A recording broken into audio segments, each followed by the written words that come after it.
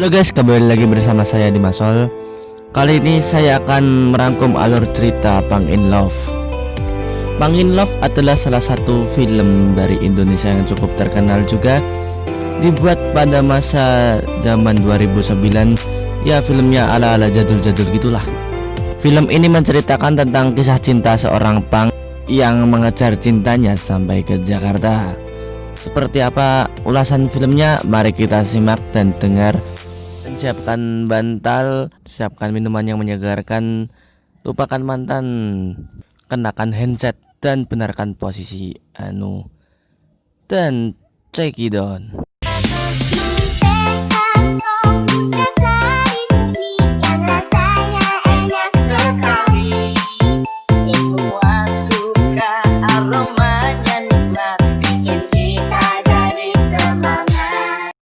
Di awal-awal scene kita diperlihatkan bahwa ada seseorang Pang. Ya, memang ini filmnya Pang sih, yang bernama Yoji dan Almira. Yang laki namanya Zoji, yang perempuan namanya Almira, yang menyusul temannya yang ada di kuburan yang sedang menggali kubur yang bernama Mojo. Mereka berdua memberitahu bahwa salah satu temannya Pang yang akan bunuh diri di salah satu gedung Departemen Agama yang berada di Malang. PTW rumah mereka itu berada di Malang ya. Dan si PTW namanya yang akan bunuh diri itu bernama Aro. Si Aro akan bunuh diri di sana lantaran karena wanita yang disukainya berangkat ke Jakarta untuk menikah dengan seorang lelaki yang lain, pastinya itu perih. Dan diperlihatkan bahwa orang yang disukai si Aro itu bernama Maya. Maya akan menikah dengan seseorang yang bernama Indra 5 hari lagi. Makanya itu Aro tidak sempat untuk menyatakan cintanya kepada si Maya. Makanya Aro tidak punya pilihan lain selain ya begitulah. Singkat cerita, Yoji, Almira dan Mojo sampai di kerumunan tersebut guna untuk menghentikan si Aro. Lalu si Yoji, Mojo dan Almira menghentikan aksi si Aro dengan cara mengambil mikrofon milik polisi itu. Tapi rupanya Aro masih tetap gegabah ingin loncat juga. Namun mereka bertiga berhasil mencegah aksi si Aro. Tapi sayangnya satpam yang di sana malah terpleset dan alhasil hampir jatuh dari gedung itu. Pak, kok kamu jawab? Iya Pak, bantuin dong ukur semua.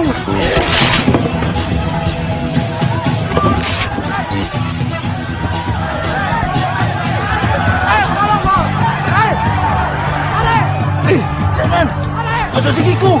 Bodoh deh, bodoh. Tolong. Belum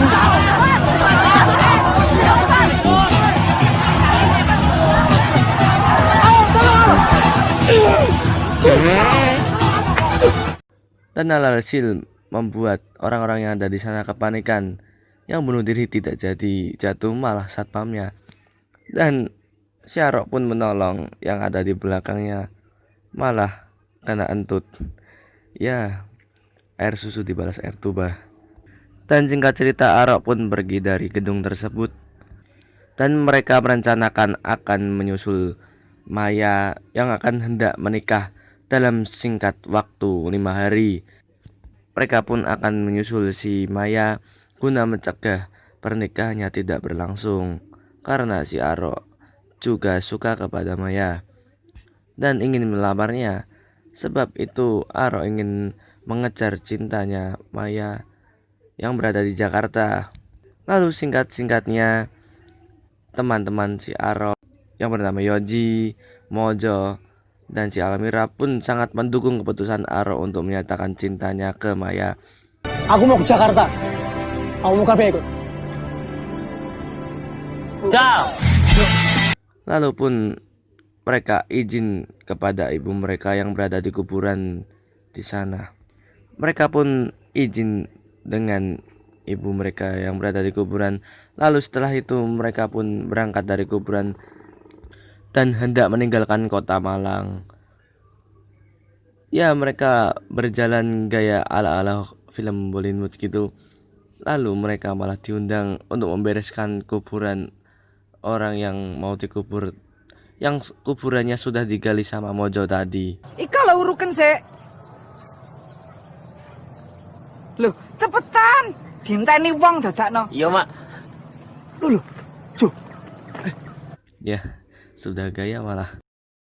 Singkatnya, setelah mereka berangkat dari kuburan, mereka pun ingin menebeng kereta yang berada di sana. Tapi sialnya mereka berhasil diusir sama penjaga kereta yang berada di sana.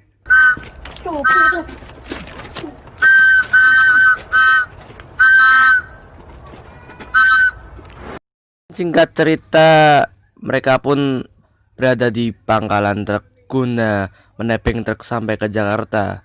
Namun sialnya truk yang berada di sana tidak ada yang sampai ke Jakarta. Rata-rata mereka hanya bertujuan ke kota terdekat saja. Mereka pun mau menebeng truk yang tujuannya hendak ke Jogja. Kate nang Jakarta, Pak. Nenet ya. Yo sampai Jogja ya. Iya, Pak. Ya, Jogja itu memang satu arah dengan Jakarta sih, tapi harus muter kayaknya. Lalu dengan terpaksa alhasil pun mereka harus menebeng truk yang berangkat ke Jogja. Lalu sesampainya tujuan, mereka pun langsung dibangunkan oleh kernet truk. Lalu mereka pun diusir sama kernet truk itu. Diduga mereka tidak izin, padahal mereka sudah izin. Lalu si sopir truk pun memisah pergelutan antara Mojo dan kernet truk tersebut yang ngajak ribut dari awal. Dan mereka pun menanyakan tujuan mereka, sebenarnya mereka itu ada di mana sekarang. Dan sopir truk mengatakan bahwa sekarang mereka berada di Bromo. Promo. Sialnya, sopir truk itu malah ke Bromo bukan ke Jogja. Ini sih penipuan. Dengan terpaksa alhasil pun mereka berhenti di Bromo dan istirahat sebentar di sana.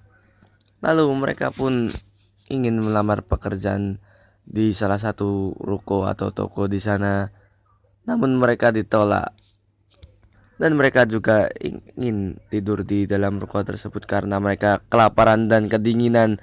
Makanya mereka ingin menginap di ruko tersebut. Namun sialnya, yang berada di dalam ruko tersebut tidak mengizinkan karena dikiranya mereka mau maling. Enggak, ada maling kok. Dan terpaksa pun mereka harus mencari makanan di sampah. Dan demi menghangatkan tubuh mereka, mereka pun harus bakar-bakar. Karena ya kalian tahu sendiri kalau di kaki gunung itu pastilah dingin. Dan pagi pun tiba. Mereka didatangi seorang ibu-ibu yang terlihat membangunkan si Yoji. Si Yoji pun dibangunkan oleh ibu-ibu itu karena ibu-ibu itu ingin membuka warung yang berada di belakang Yoji yang tadi ditiduri oleh Yoji terasnya. Dan Yoji pun melarang ibu itu untuk membangunkan si Arok karena Arok sedikit berbahaya untuk dibangunkan.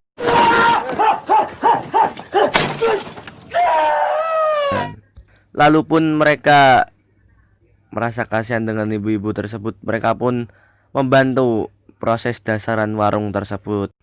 Dan alhasil karena mereka sudah beres-beres dan membantu ibu itu dasar warung, mereka pun diberi teh dan makanan ringan yang lainnya. Dan si Arok pun diberi timbal upah berupa cincin untuk melamar si Maya. Lalu singkat cerita, mereka pun berangkat dari warung tersebut menuju ke Jakarta dengan jalan kaki. Tahu-taunya kalau ada orang yang mau nepengin mereka, mereka pun mau nepeng. Dan singkatnya ada truk yang melintas di depan mereka. Namun truk itu tidak berhenti. Dan ada sebuah mobil jeep yang dikendarai oleh pasangan Pang juga. Lalu mereka pun ditanya mau kemana.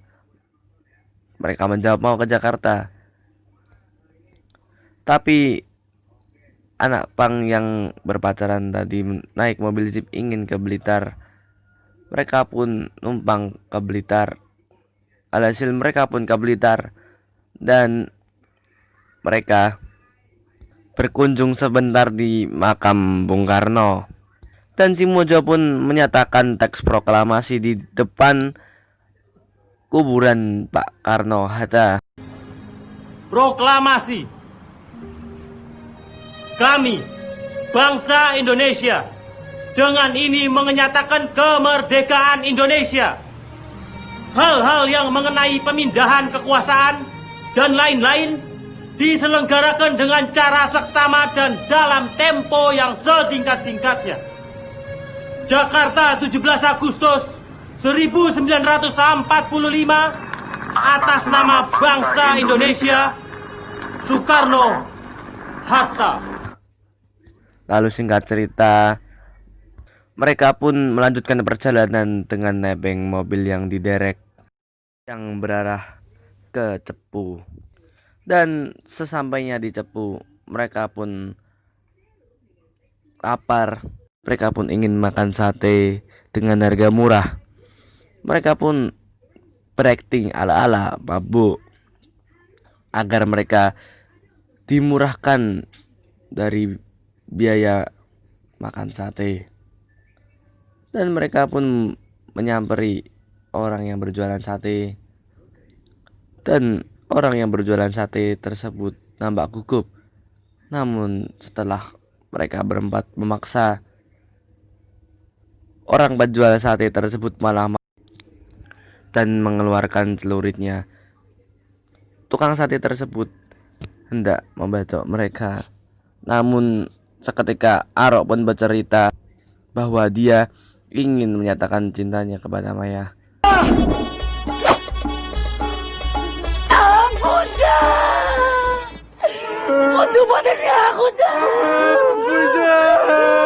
Coba teni aku, Cak. Makku wis tuwek, Cak. Ayo mateni dapur, Cak. Waduh, turu mangan 5 dino, Cak.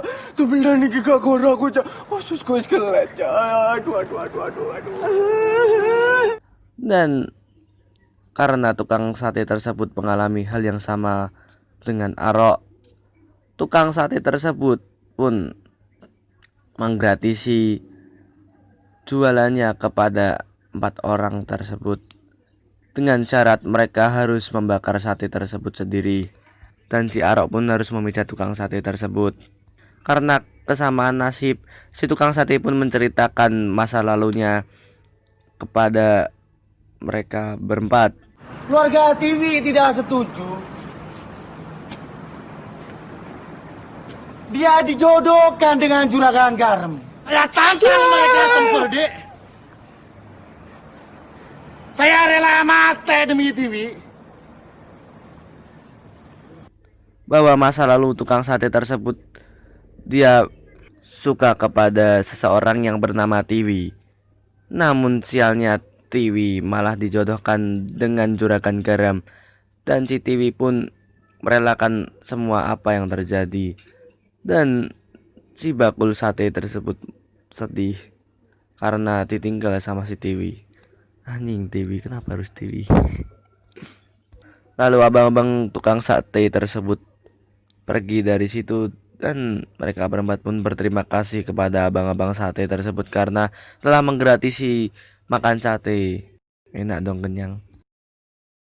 Mereka pun setelah makan sate ingin beristirahat di tempat itu. Tapi si Arok melarang mereka agar agak cepat sedikit untuk ke tempat si Maya, agar Maya tidak keburu menikah dengan si Idra. Lalu pun si Arok menanyakan sisa uangnya ke Almira. Ternyata uangnya masih 15.000. Dan mereka pun melanjutkan perjalanan untuk menyusul Maya dengan naik bus. Mereka pun harus naik bus menuju ke Semarang dulu, karena belum ada yang angkutan cepu langsung Jakarta pada saat itu ya. Apalagi saat itu malam-malam, entah karena faktor malam atau karena zaman.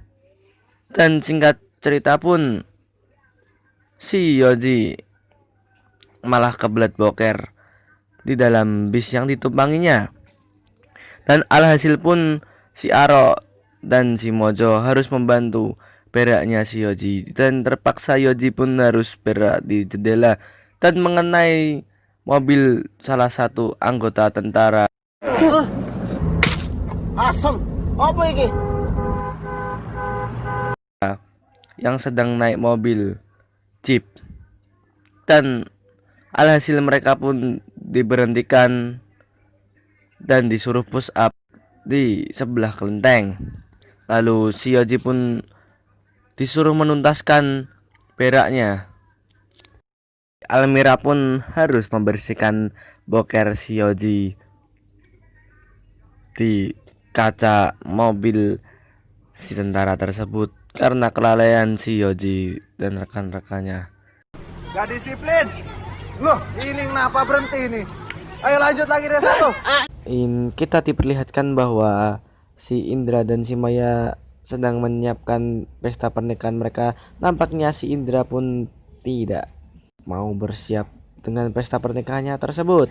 Mau nikah malah nggak mau, goblok sih ya. Dan alhasil pun si Maya harus pergi sendiri ke KUA. Dan si Mojo pun sedang mencari makanan yang berada di sampah-sampah. Dan mereka pun tak sengaja bertemu dengan kalender yang bergambar si Yoji yang sedang berpakaian menggunakan baju basket.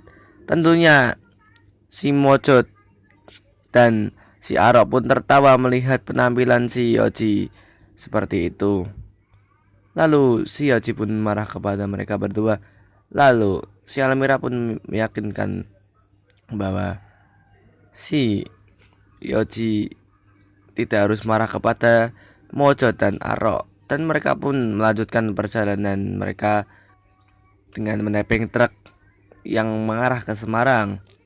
Singkat cerita pun mereka meneruskan perjalanan ke Semarang dengan menepeng truk, dan di tengah-tengah perjalanan mereka pun melihat seseorang sedang memasang bendera partai, dan mereka pun seketika berhayal menjadi ketua partai. Aku partai cinta mati, gak boleh dengan perang. Remusuhan, dolan catur aja. Ini kok jalan. Mas Toto, raimu ke... Sampainya di Semarang, mereka pun bangun dan mereka terkejut melihat di sana terjadi sebuah banjir. Dan dengan terpaksa pun mereka harus telanjang bawah supaya celana mereka tidak kebasahan. Dan tentunya Almira pun tidak mau dia seperti itu. Dan alhasil pun Almira dibawa digotong karena Almira tidak mau ya seperti itu. Dan Almira pun digotong. Lalu teman-teman lelakinya menangkuli di bawahnya. Dan si Mojo pun entah digigit atau tergores sesuatu yang menyebabkan mereka jatuh. Dan alhasil mereka pun basah kuyup karena mereka kehilangan keseimbangan, dan mereka pun harus jatuh dan mereka pun basah kuyup. Pada malam harinya mereka pun mencuci pakaian mereka dan mereka harus menginap di situ karena baju mereka masih basah. Dan Almira pun disuruh menggunakan daster. Mereka pun membakar api unggun dan menginap di sana. Dan si Almira pun bercerita atau curhat ke si Yoji bahwa si Almira kesal dan lantaran dia menjadi pang karena ibunya menjodohkan dengan lelaki yang tidak disukai oleh Almira. Ya tentu Almira pun juga tidak suka dengan ibunya dan lelaki tersebut, makanya dia memutuskan untuk menjadi pang saja. Dan si Aro pun melindur bahwa ya Maya adalah si Mojo. Dan karena hal itu, Mojo pun memukul wajah si Aro. Dan si Yoji dan si Almira pun tertawa melihat hal tersebut. Aku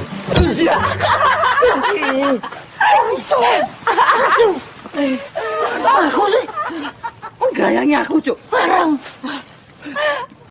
Kon mimpi apa? Hah? Warna ya. Pada malam itu juga tanpa buang-buang waktu, mereka pun langsung ingin menebeng kereta yang berada di stasiun di daerah Semarang. Dan secara tak sengaja, mereka pun berjumpa dengan bapak-bapak tukang rosok yang rosoknya jatuh berhamburan. Lalu mereka pun membantu bapak-bapak tukang rosok tersebut, dan mereka pun langsung menebeng kereta tersebut yang berada di stasiun setelah membantu bapak-bapak tukang rosok tadi. Dan tiba saatnya saat mereka menebeng kereta barang. Lalu mereka pun saat di perjalanan, mereka pun berhayal seadanya Aro berhasil menikah bersama Maya. Apa yang akan dilakukan Aro? Lalu pun Aro menghayal bahwa akan mendirikan sebuah warung nasi bersama si Maya. Tapi si Yoji membantah hal tersebut karena ya Anda tahu sendiri anak pang itu seperti apa. Lalu setelah ditanya-tanya, rupanya Aro sedang tidur. Ya, ditanya malah tidur.